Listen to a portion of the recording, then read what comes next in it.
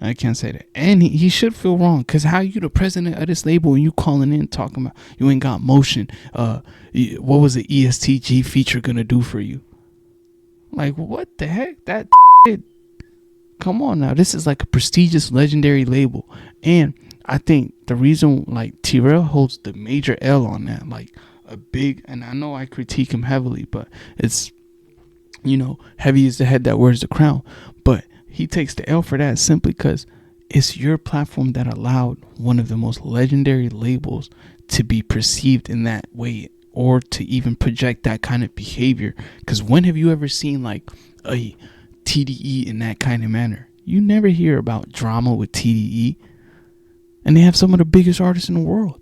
But of course, I'm back on Figg for the views, for the clicks. They'll even have a fat African nigga disrespect another African nigga and weaponize their art for the clicks and views. But they gonna make it right. They gonna make it right by MJTV, and if not, the big guy that's up there, he works in mysterious ways. Not come on the podcast thinking, oh, I'm about to go viral on T-Rail Pop, and I'm like, no, that's not what happened. I know AD from high school. I thought that I was coming on T-Rail and AD show. You walked in, but I don't have a problem when you walk in because this game shit is TDE. So why do I care if you want to fight like shit? You know what I mean? Like, let's do it. And the shit went left. So that is what happened. It is not. So that's another issue that I have. With King. When King was on the live, he literally said, you can pull it up. If niggas think I'm lying, call a spade a spade. I'll get online and apologize. King says on the live, I think it's funny that Reason hit up T-Rail. That nigga don't know T-Rail. Why is he hitting up T-Rail? He hit up T-Rail to go on there, and then he still all this shit about it. It seemed like he did it on purpose. You paint the narrative that I did that shit on purpose when niggas know me in real life, and niggas know that that ain't never been, well, maybe niggas don't, but that ain't never been what my heart is, to hit a nigga up so I could go and just pull up to some shit, and like, that's what niggas, the narrative niggas is painting. I got a problem with that. Nah, look, like, I don't know what that part is, but with King, with the interview shit, Terrell didn't like have no hidden phone calls and none of that type shit. Like, it was just like you were saying shit. You look green up in there though. You get what I'm saying? That's bullshit. That's false. I'm calling it out. You and T-Rail had hidden phone calls. Now, I mean, I'm speaking from the outside looking in. This is alleged, but y'all both had phone calls. Y'all both was on some sneaky shit. Y'all both put the play down. Y'all both put the nigga in the blender. And I'm glad he stood up for himself and called you niggas out on it. On my mama, I'm glad. I love to see shit like that. And he did it respectfully, and he did it calmly. He told you, nigga, I didn't even know you was supposed to be there, but you TDE. That's off rips. We got one of our own. That's good. And then, nigga, you turned on me for the camera or for back on Figg or Trell, who, who, whatever, you supposed to be home team. You got TDE tatted on you, bro. So if Moose calls and says, them niggas don't know one of your songs, and you are part of this label that we under, that you got tatted on, and I'm a label, like, then I'm assuming that once they say something like that, you gonna speak up. You ain't bother speak up, and then you gonna say T-Rail ain't have no hidden phone call, no hit. Like, come on, bro. Maybe dumbass viewers, but I mean, some of us are like, And the way you threw the alley-oop for this nigga to slam dunk, that wasn't no hidden agenda shit. Okay, so let me speak on what that came from, and I could be wrong, so I'm acknowledging that. You could be completely right. This part of it could be me being emotional, so I'm acknowledging that. You know what I'm saying? Yeah, 100%. The first question that T-Rail asked me was, "What's up, girl? Why you dropping an album out of nowhere?" damn. Why did he ask me that? Listen. He didn't know you was he didn't know you was dropping an album. Okay, bet. So all I'm saying is that this is the part I can take accountability for. When he said that, he just made them look so dumb, and they don't even know it. He just made oh my god, bro. Oh my goodness, T-Rail didn't even know you were dropping an album. T-Rail's first question was, why you dropping the album out of nowhere? Bro, what type of shit is this? Like, what type of circus is niggas running, bro? Like, is like everybody just low IQ or just fried and off drink and Paris and shit? Cause what? Why you just drop an album nowhere? Before I come in, you screaming Porches dropping today. Go get Porches, and then you done did podcasts. You done worked at No Jumper for years. You know how this goes. You know how promo runs goes, nigga. People come, they support, they sit. We supposed to act like this the greatest shit that we've seen this week and today, and you know what I mean. And you gonna say, why you dropping an album out of nowhere? Like, what the But, it's funny because mackwop said it ain't no fun when the rabbit got the gun. Is it fun now, nigga? Is it fun when the rabbit got the gun now and you sitting on your own stream getting cooked? Is it fun now? Keem over there quiet, had big energy. Big energy. Big guy. 6'7", 200 some pounds, pressure, strength. In a shell now. Been reduced to a shell now. That's what the truth does. The truth reduces giants to, you know what I mean? Because it was Big Pop.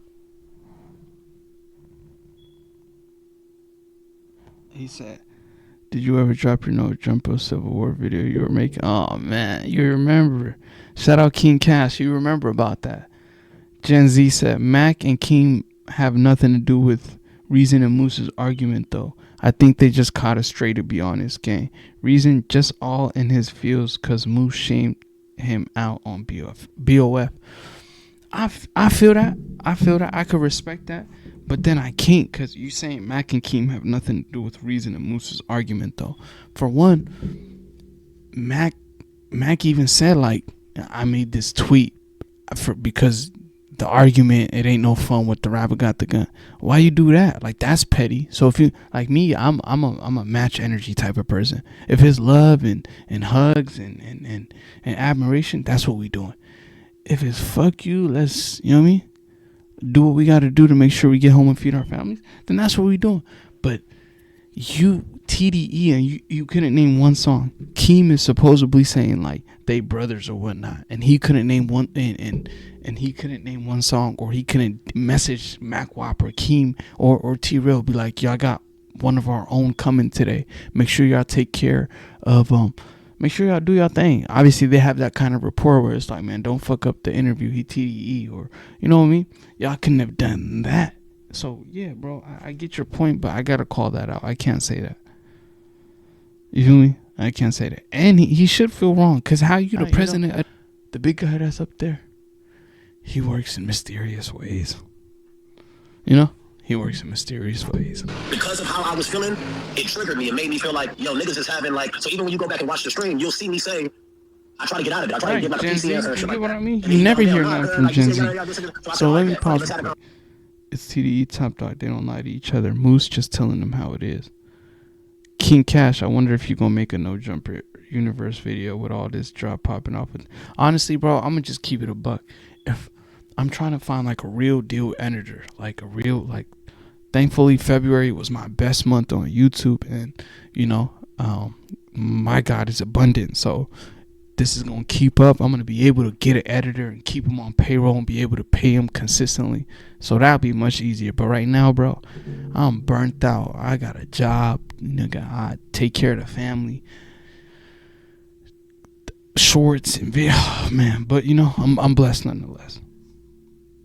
You never hear any. Yeah, but like I was saying, bro, shout out Gen Z, King Cash, man. Appreciate y'all. And shout out to the 11 or 12 people that's in here. And if y'all in here, you know what I mean, just click a like. It's free, you feel me? Helps on the algorithm. You know, niggas got parents and shit that's old.